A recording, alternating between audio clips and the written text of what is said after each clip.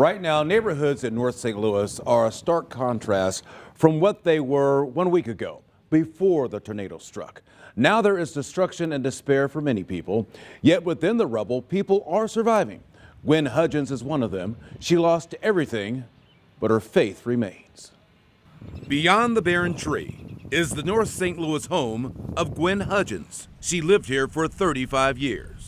Oh, it's devastating. I cried constantly. Now, there isn't much left. It's hard for me just to look at all this my whole life, to look at it just in shambles. Gwen's truck? This is my everyday truck. I be in this truck every day.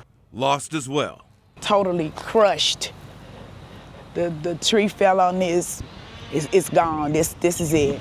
Gwen and her son, I heard him say, "Mama," were in the direct path. Stuff was just flying everywhere. Of the deadly tornado. When you see stuff on TV or whatever, storms, and you be like, that never happened to me, and bam, there it was. And pushed us through the wall over on the lot over there. But all this here just caved in as he was running to the front. Everything just caved in. They survived. I am blessed. I am blessed to be here. I am. But now? It's hard. It's hard. She is living in a tent. No place to use the bathroom, nothing. It is very hard. She remains in her neighborhood that is no longer the same.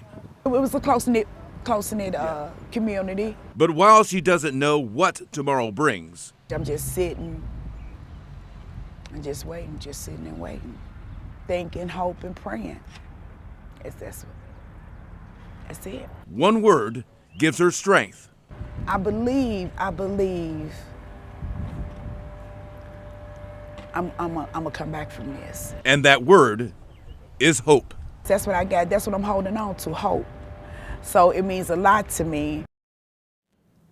Unfortunately, Gwen is one of the many people without insurance. Right now, she's waiting for FEMA representatives to come by.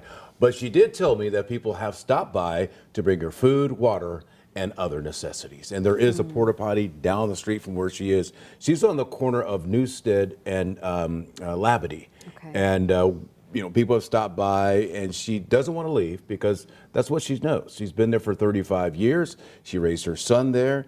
Her husband passed away 3 years ago. So it's a really tough situation. But as she said, she still has hope.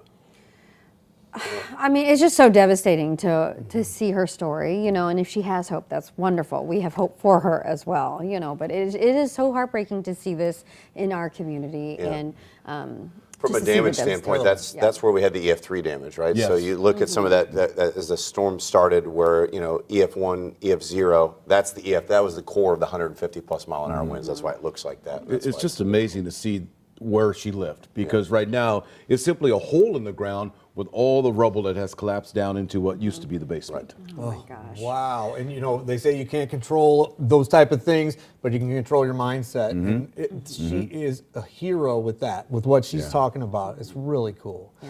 That part. Really hope people continue to come a week, 2 weeks, 3 weeks, 40 weeks from now, for real. That's it.